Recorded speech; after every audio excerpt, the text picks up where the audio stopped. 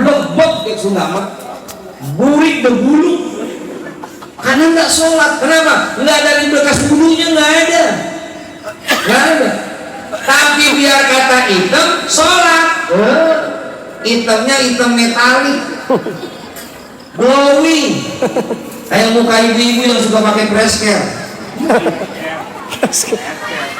Screen care mah mahal, fresh care aja. Itu ke sama-sama merah. Makanya sholatnya sholat Pak, jangan ditinggal sholat. Ya, sholat jangan ditinggal. Dan diawali dengan apa? Mudawamatul wudu. Biasain wudu. Tuh. Biasain wudu. Mau kemana aja wudu? Bapak mau ke kantor wudu, ibu mau ngaji wudu, anak mau sekolah suruh wudu. Ngebiasain wudu. Saya yang ceramah wudu, bapak yang ngedengerin ceramah wudu. Insya Allah ilmunya juga berkah. Kenapa? Orang pada wudu semuanya. Biasain mudawamatul wudu, pembiasaan wudu. Apa namanya? Apa namanya? Bu, ini berada curiga ibu-ibu gelap-gelapan ngedengerin ceramah apa ngobrol ini? Jauh banget sih. Mudawamatul wudu, pembiasaan wudu, gitu. Biasain wudu. Minimal dari hikmahnya acara malam hari ini ada pembiasaan yang berubah apa? Wudu diantaranya, gitu. Untuk apa? Untuk pembiasaan. Kalau sudah biasa dengan wudu, insya Allah nggak ninggalin sholat, gitu intinya. Supaya umurnya berkah. Sholat fardu mah yang 5 waktu, mohon maaf, jangan ditinggal itu mah, wajiban utama. Awalu ma yuhasabu bil 'abdi yaumil qiyamah as-shalah. Idza shalla sayru amali wa idza fasadat sayru amali. Yang pertama ditanya di yaumil qiyamah salat. Walaupun salat fardu yang 5 waktu digoda sama setan 3 posisi. Ini dengerin. 3 posisi. Ini dengerin.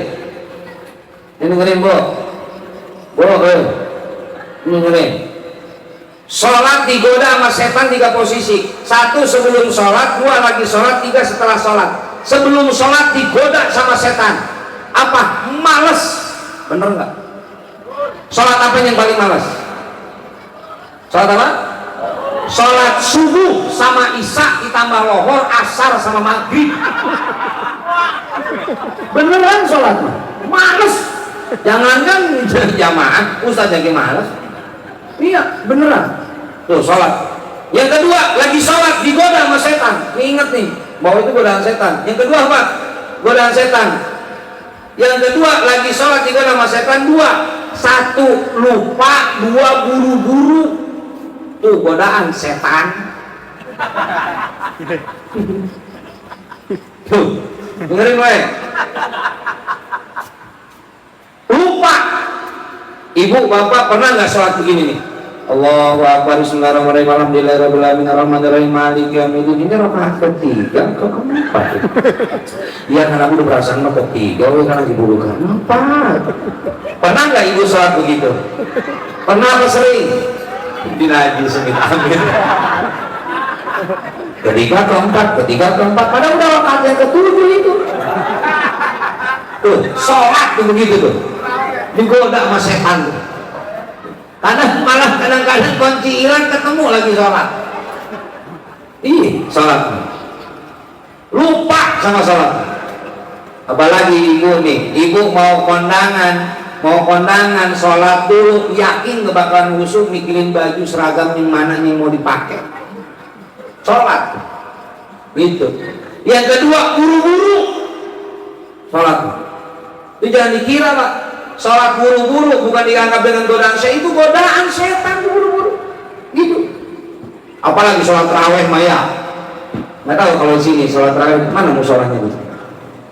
Ada musolah dekat sini? Sini tarawih berapa rakaat? 23. Ini ngobut sampai ada pemilihan imam favorit. Siapa imamnya? Pak Ustadz Anu. Hah?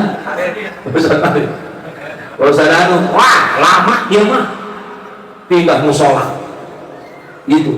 Nggak boleh kayak begitu. Buru-buru tuh sholat. Malah godaan setan tuh sholat kayak begitu. Nggak boleh kayak begitu. Ya. Nah, yang terakhir godaan setan apa? Godaan setan setelah sholat, merasa diri yang udah sholat, merasa diri yang paling benar, merasa diri paling soleh, padahal itu godaan setan. Makanya nggak boleh sombong orang yang sudah sholat, jangan suka menghina orang yang belum sholat, nggak boleh. Kadang-kadang kita ngebully orang, Pak, pantesan nggak hujan lu ke masjid, ada yang gitu tuh, ada yang gitu tuh, ada yang gitu. Pantesan panas lu ke masjid, ada yang gitu. Kadang-kadang kita curiga sama orang tuh, ada anak muda ke masjid, wih, itu main ke masjid, waduh, jangan-jangan mau nyolong kotak amal, seujon. Siapa tahu mau nyolong ampli. Enggak. Jangan suka-suka sama orang. Ibu yang pakai jilbab sekarang, jangan suka menghina orang yang belum pakai jilbab. Ibu juga pakai jilbab baru sekarang. Dulu mana tahu. Ya, kita nggak pernah menempati satu posisi. Orang itu seperti apa? Orang itu sekarang lagi nggak seperti kita. Kita pun pernah seperti dia dulunya. Siapa tahu orang yang sekarang dalam keadaan belum seperti kita, ketika dia taubat jauh lebih mantap ibadahnya dibandingkan dengan kita. Makanya nggak usah menghina orang. Mana hidup mah biasa, weh. Gitu. Kita yang suka sholat biasa, weh. Ibu yang pakai jilbab, yang udah pakai kerudung, alhamdulillah. Tapi jangan suka menghina orang yang belum pakai kerudung, jangan suka menghina orang yang belum pakai jilbab. Siapa tahu dia belum dapat hidayah, doain, ngaji, ajakin. Kadang-kadang kita yang ngalah, Pak, ke masjid nggak mau ngajak orang, ngajakin temen yang udah biasa, nggak usah diajakin juga, dia mau pergi. Ya, ke masjid, ntar gue belakangan. Dia kenapa? Dia memang udah biasa. Ngajakin orang yang belum. Itu namanya dakwah. Wa takum minkum ummatun yad'una ilal khair, ya'muruna bil ma'ruf wa yanhauna 'anil munkar. Kenapa? Kita dijadikan oleh Allah satu kelompok yang mengajak kepada berbuat baik, mencegah daripada kemungkaran. Itu tugas dakwah buat kita. Jadi tugas dakwah ngajak kepada kebaikan, bukan tugas ustaz doang. Bukan tugas kiai doang, tugas bareng-bareng kita semua. Yang belum ke masjid, ajakin ke masjid. Yang belum ngaji, ajakin ngaji. Tugas kita, entar di masjid, entar di musola, entar di majlis. Yang ngajarin ilmu baru ustaz, gitu. Makanya ntar masuk surganya bareng-bareng. Enggak jadi enggak jadi dominan ustaz masuk surga duluan. Gitu. Bisa jadi ustaz masuk neraka duluan. Kenapa? Sebab Ustaz pintar ngomong, kabura maktan indallahi an taqulu ma la taf'alun. Ustaz pintar ngomong tapi nggak pintar amal, masuk neraka duluan, Pak, dibandingin RW. Bener. Segitu teh Ustaz RW, apalagi RW, apalagi jadi. Gitu. Makanya bareng-bareng kita masuk surganya. Gitu. Makanya kalau kita sudah mau ibadah, umur kita alhamdulillah udah berada, jangan sombong sama orang, jangan sombong, jangan sombong,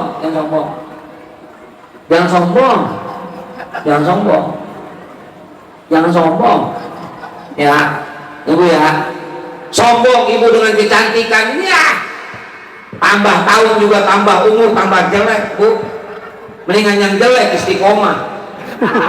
Lagi jelek mah istiqomah, dari dulu jelek kan begini hari itu jelek terus. Iya, ada cakep-cakepnya. Kalau yang cakep tambah tahun tambah umur tambah jelek.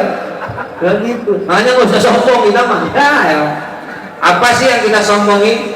Sombong dengan keilmuan. Wa ma utitu minal ilmi illa qalila. Kita dikasih ilmu bisa saling sedikit. Kita nggak selalu bisa semua. Makanya jangan semua sombong dengan ilmu.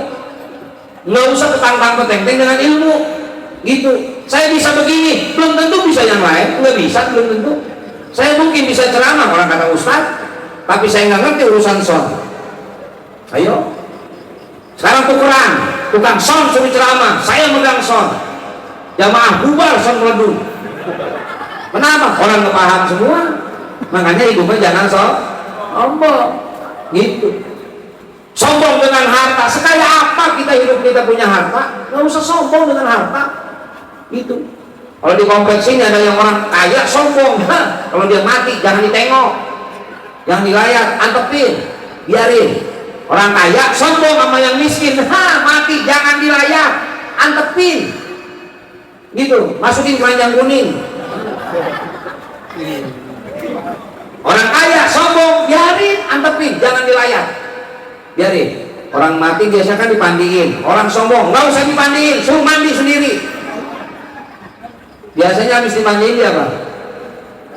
Dibungkus, dikapanin, nggak usah dikapanin Ustaz, suruh ngapanin sendiri. Biasanya habis dikapanin disolatin, nggak usah disolatin, orang sombong mah, suruh sholat saja sendiri. Gitu. Ntar habis disolatkan biasanya dimasukin ke kurung batang tuh, digotong ke makam, nggak usah digotong, suruh pergi sendiri. Orang dia sombong, nyampe ke pemakaman, kuburan belum digali. Sebab yang biasa ngegali kuburan orang miskin, dia sombong sama orang miskin, suruh gali dewek. Iya, kuburan udah digali, udah tiduran di kuburan, belum ada yang nguruk, biarin, nguruk sendiri. Makanya hidup mah jangan sombong. Kita butuh orang, sehebat apapun kita tetap butuh orang. Makanya jangan sombong sama orang. Hebat saya ceramah, menggebu-gebu, menggelegar saya ceramah, nggak ada jamaah. Gila. Saya ceramah di sini menggebu-gebu, jamaah nggak ada. Dan kata orang, ya itu saya juprik udah lama tuh. Berarti yang hebat, jamaah yang hebat, jangan sombong jamaah. Kumpul di sini, gak ada ustaznya, lu ngapain lu? Benar, iya. Nanti hebat Ustaz menggelegar ceramah begini, suaranya keras, kenapa? Ada sound. Berarti yang hebat tukang sound. Jangan sombong tukang sound. Lu gak ada yang ceramah, ngapain di sini? Cek sound. Jadi kita hebat, kita mantap, kita sendiri, ada orang lain. Makanya kita butuh dengan orang lain. Makanya itu jangan sombong. Gitu. Kita diciptakan sama Allah dari saripati tanah, namanya air mani, sperma, Pak. Bahan ayam disebut telur, bahan orang disebut sperma. Tapi bahan ayam telur, bahan orang sperma. Tapi kalau disebut bahan lebih mahal, bahan ayam disebut telur. Telur sekilo berapa, Bu? Telur sekilo berapa? 30.000. Itu telur sekilo 30.000, bahan ayam. Coba bahan orang sperma, air mani, ada yang mau sekilo? Ayo, ada yang mau sekilo? 30.000. Goceng. Nggak mau. Boro-boro sekilo, setetes di lelap. Tuh, manusia tuh. Makanya kita kalau dibandingin bahan ayam sama bahan orang, lebih mahal bahan ayam.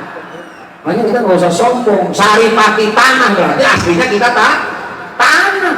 Saya tanah, RW tanah, kenteng tanah, kendik tanah. Tuh, RW sama kenteng saudara, oh. Iya, RW tanah, kenteng tanah, itu RW sama kenteng saudara. Teman-teman. Halo. Oh. Coek tanah, tukang son tanah. Berarti tukang son sama coek ponakan son. Tapi adil. Makanya nggak usah sombong. Makanya hidup luar biasa. Benar, biasa. Ya. Pintar jadi ustaz, biasa. Saya kata orang sering nongol di TV di Damai Indonesia, alhamdulillah saya udah 17 tahun, biasa. Saya main sinetron dari tahun 2010 sampai gini hari, biasa. Sombong kayak nggak bener. Anu PA mah cuma sombong itu bener, taeta. Benghar kaya, sombong masih mending. Sombong kayak benghar, gimana susah sombong.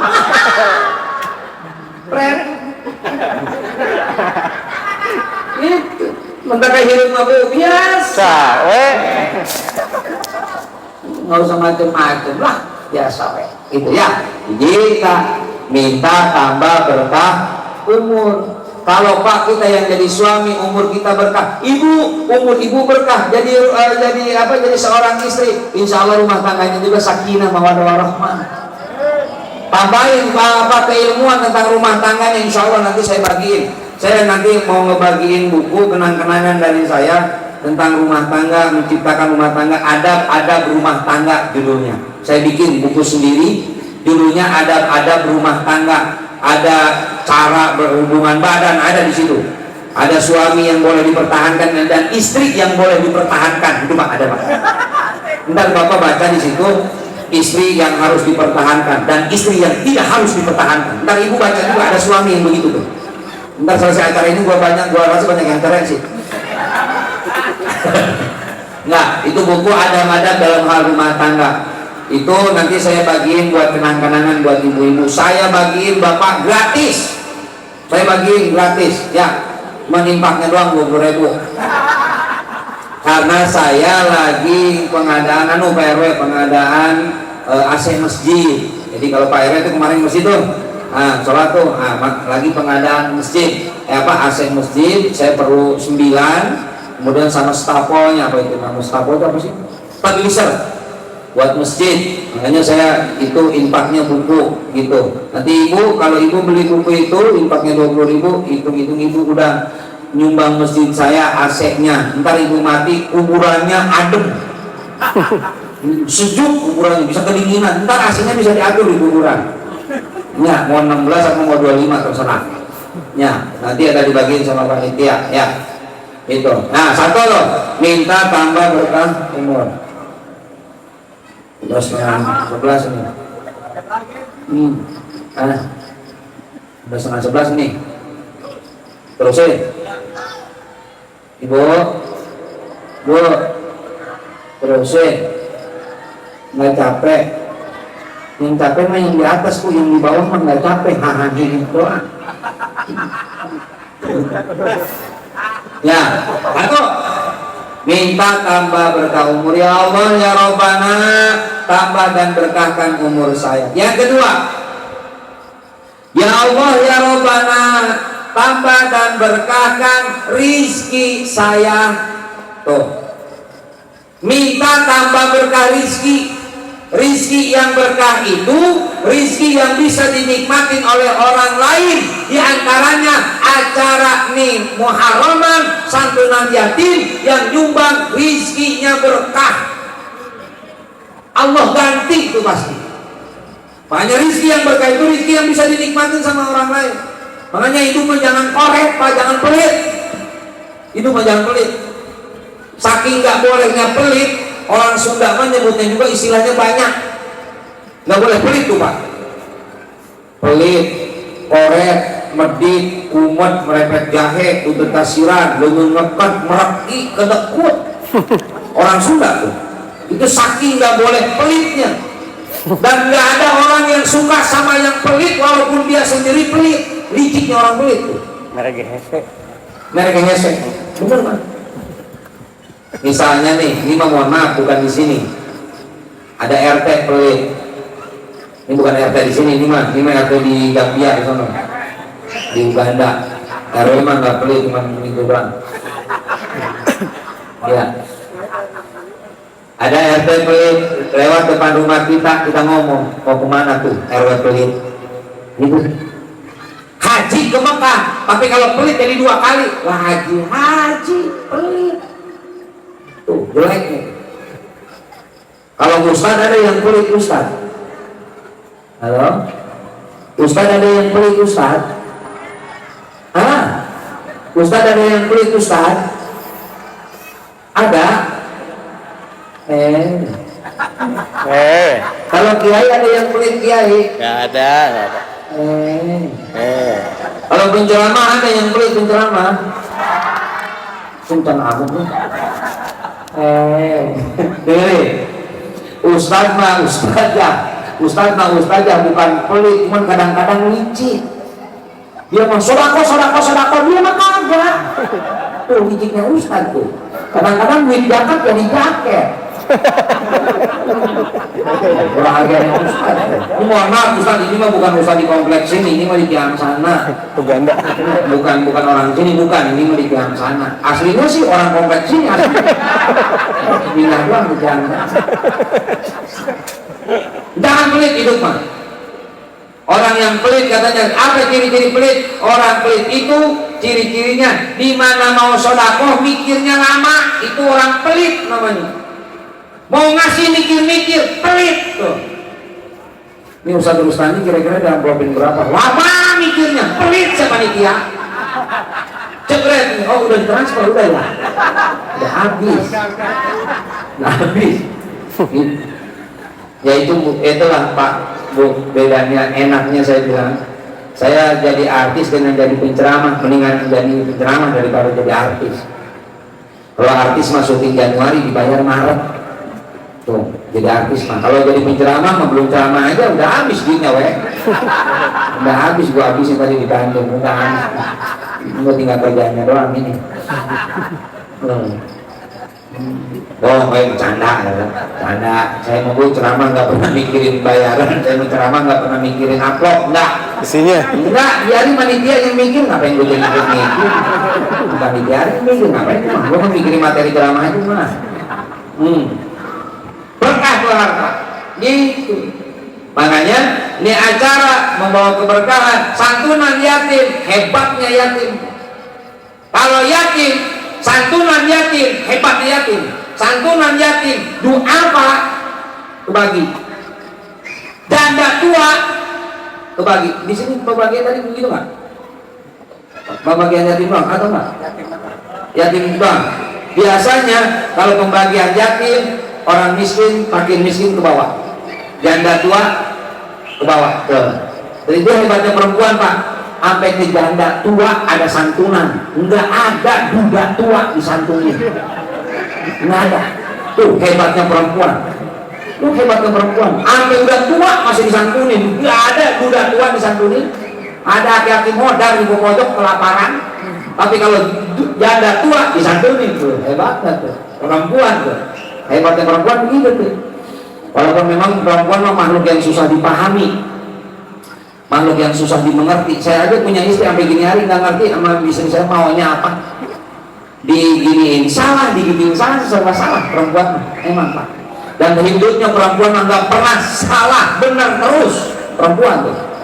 Makanya Pak, kalau bini bapak lagi marah, wah nggak usah dilawan, sampai gudeg nggak bakalan menang. Tuh bini, apalagi bini kalau udah keluar kata-kata pokoknya udah diem Pak, mati lu. Nggak usah dilawan bini lu mah. Ngalah.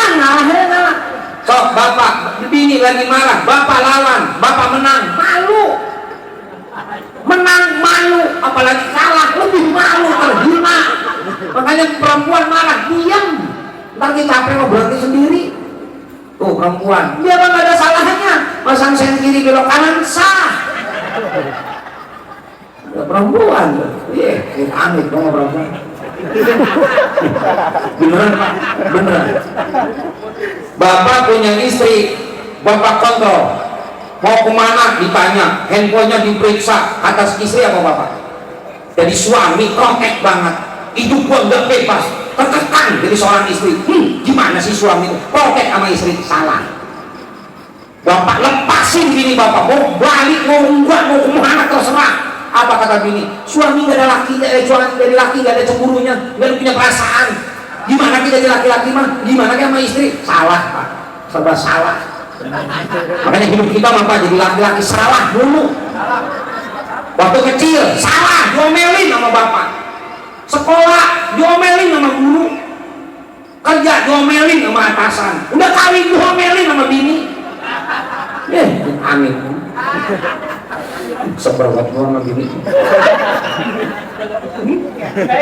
Ya. Ada di rumah umum.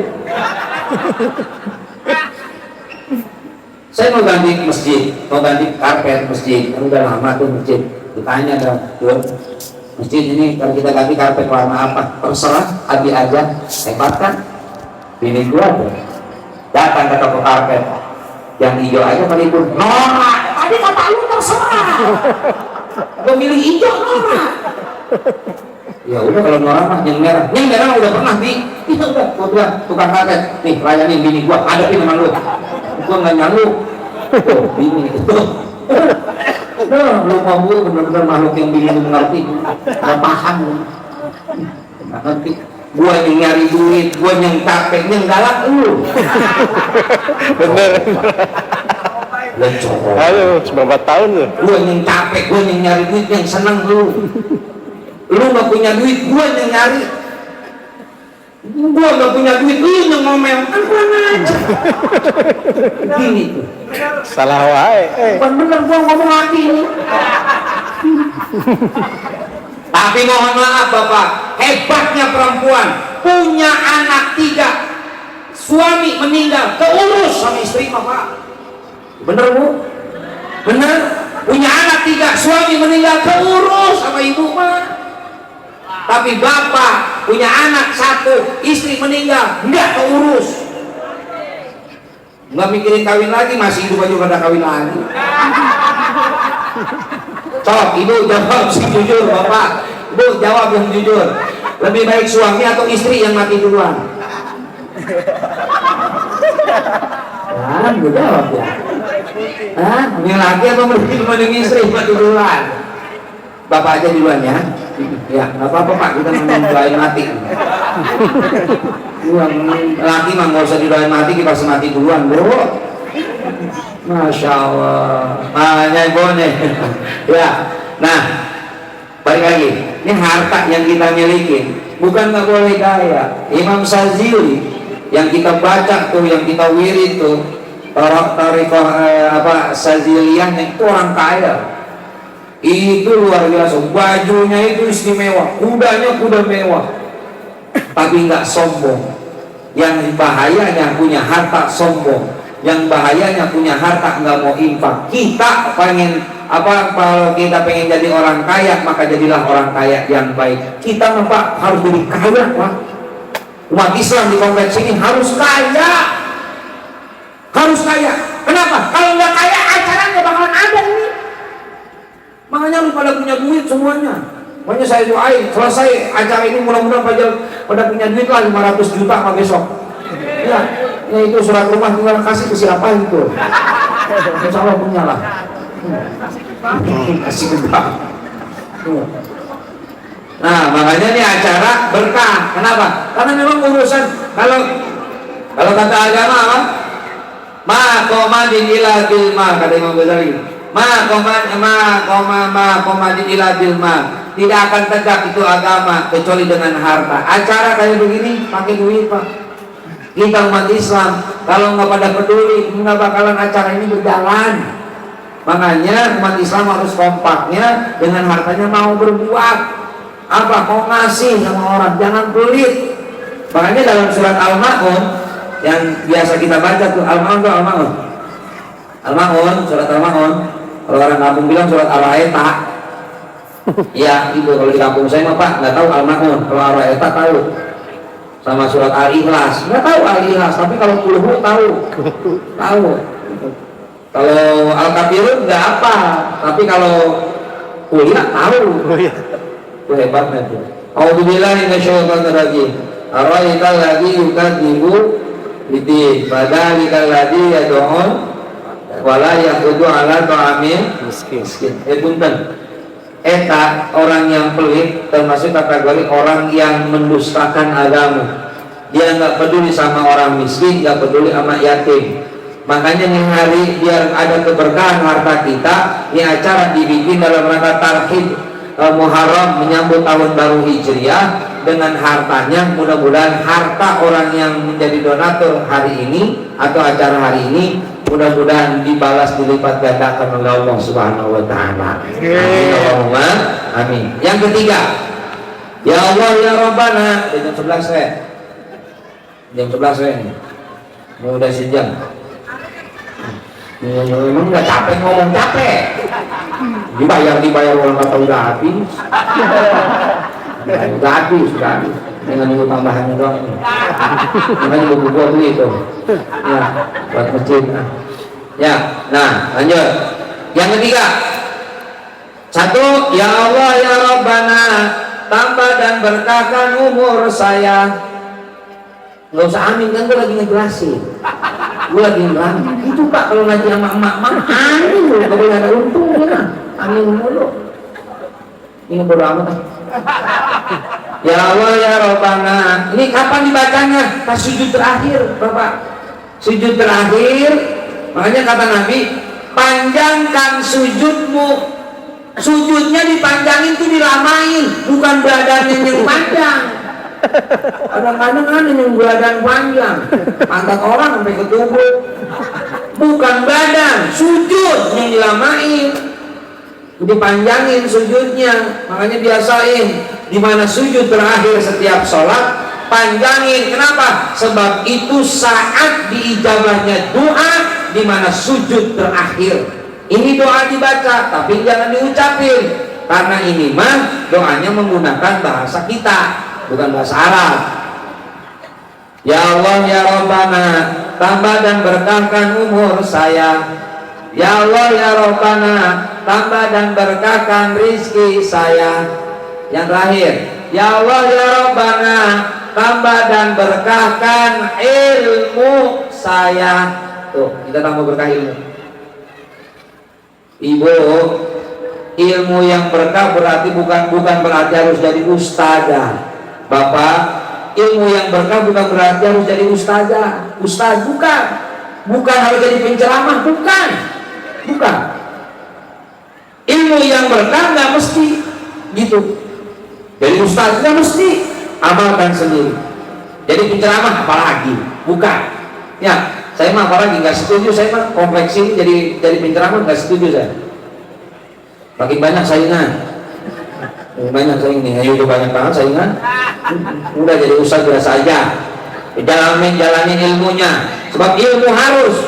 Wa kullu man bi ghairi ilmin ya'malu amaluhu mardudatun la tuqbalu. Amal ibadah nggak pakai ilmu ditolak ibadahnya sama Allah. Harus ada ilmunya. Sholat pakai ilmu.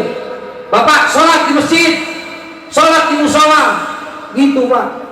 Jangan jadi suami soleha.